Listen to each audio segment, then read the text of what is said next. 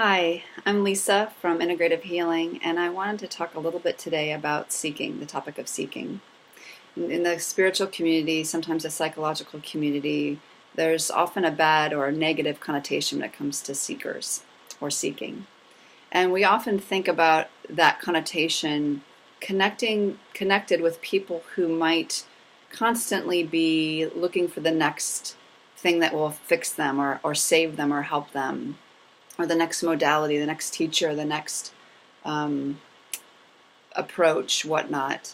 And I think we all know people who have moved from paradigm to paradigm in this real innocent, actually kind of beautiful way of wanting something different, wanting something more, that's coming from something that's not feeling fulfilled or satisfied in their being.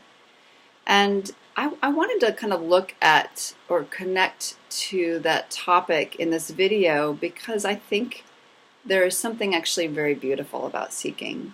And yes, it can lead to a lot of expenditure of money and a lot of heartbreak in the sense of pedestaling gurus and teachers and whatnot. But intrinsically, I think there's something beautiful about it. And it kind of revealed itself to me one day when I was sitting on my back porch and I was looking at my tomato plant, and the tomato plant had all these parts of life growing. There was the tiniest of the beginning stages of a tomato that were just the size of like a very tiny rock, a little bigger than a grain of sand, but a very small rock. And then it was just very white. It didn't look like it was going to be ever a tomato. It was so small. And then there was another stage, and it was a little bit bigger, and it was still, I think, white. And then there was another one that was green, and it was bigger, and that obviously was a tomato. And then there were more on the vine that were, almost red, or I think orange, yeah, and then red. And so there was this movement that I was witnessing all the way from the tiniest representations of what I might call a tomato, all the way to this edible tomato. And as I was just gazing and contemplating with this life happening, I was just kind of taken by the obviousness of the seeking that happens within life itself. Life is seeking itself constantly. The tomato plant is seeking tomato plantness. It is doing something inherent to it that doesn't require any efforting, planning, figuring out. It doesn't come from deficiency. It doesn't come from not good enough. It doesn't come from anything other than life, the life force of itself, meeting the life force of itself, and following that organic, mysterious, intrinsic nature. It shifts and it changes and it grows. And I actually really feel like we as human beings are the same. We too are life forces. And when we slow down, we can also notice a sense of that within ourselves. It's not going to be rational or linear necessarily, but it can be once you've experienced it and have known it from the inside out. Then it can be talked about linearly or logically. But the easiest way for me to connect with others on that is from direct experience. We can even go to science and say, well, science says. I was talking to a friend of mine about atheism recently, and she said, well, I believe, kind of the particles are moving around, and this is definitely not a quote because I did not get her words written down, but that life is finding itself was kind of my takeaway. Life finds itself, and it forms as these different representations on this reality we call Earth. And that to me was kind of like, yeah, I don't just believe that, I experience that I experience when I really slow down and pay attention. I experience life finding itself and creating. So I wanted to invite you into perhaps a way that we can experientially connect to that, and even right now, and in your own time, maybe you can spend more time in this recording or spend more time in silence so that you can connect in different ways to what I'm speaking of, and to see if Elisa's just full of it and this makes no sense to me experientially, or does it resonate for you?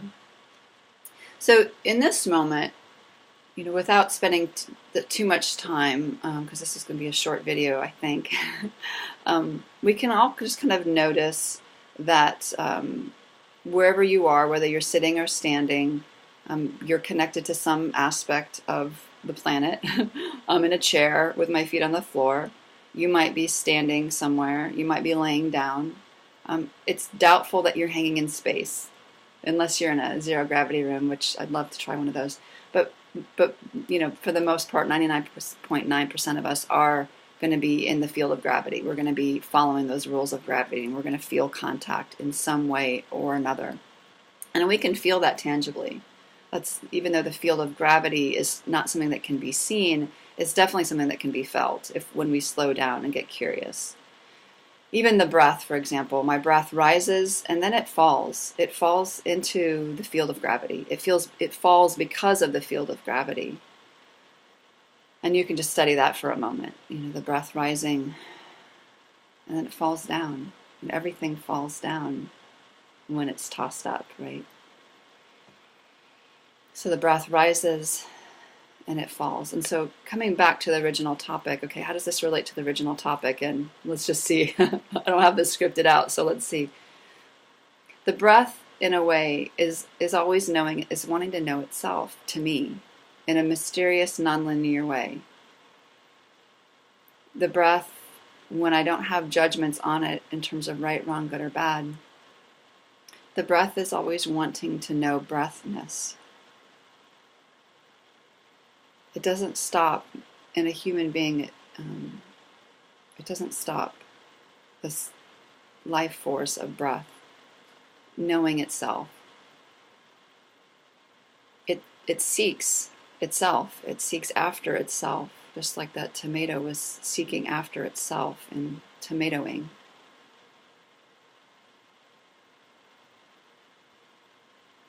The heartbeat, perhaps I can feel that now coming in as I'm more still. The heartbeat is wanting to know itself. It's beating for the sake of itself. Not because of deficiency, not to prove worth or to have a particular kind of experience. It does that because that's the life force of the heart, to beat. And the life force of the breath is to breathe. And these two mechanisms, we could call them, they're seeking the knowing of themselves. Experientially, in my experience, there's an experiential happening of that.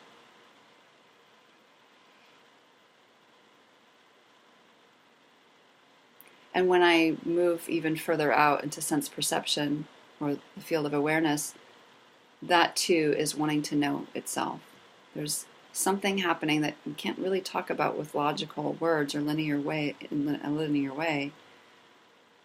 There's a life force. We could call it, for lack of the right words, a life force of awareness, or the awareness of awareness. It wants to know itself. There's part of my humanness that is able to connect, again, not the best of words, and perceive this lifing that's happening. The life of me wanting to know the life of life. And that's not even necessarily separable, but here we are using words. Here I am using words to try to talk about something that's really hard to talk about. And back to the original topic, there seems to me, in a direct experience kind of way, a seeking to know itself, a seeking of life to know itself. Again, that doesn't come from a needing to fix or to solve anything or come from a sense of rightness or wrongness or not good enoughness or deficiency. It's much more mysterious than that. And it does require a slowing down to meet that, to meet with that, to meet as that happening. That to me is an intrinsic part of life and being alive.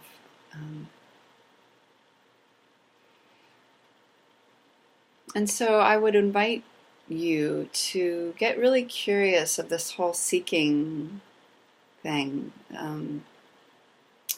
The bias that something's wrong with seeking, and connect into perhaps the beauty and the innocence of a life wanting to know life.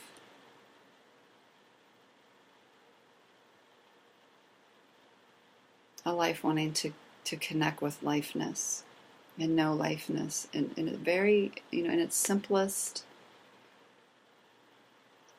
way.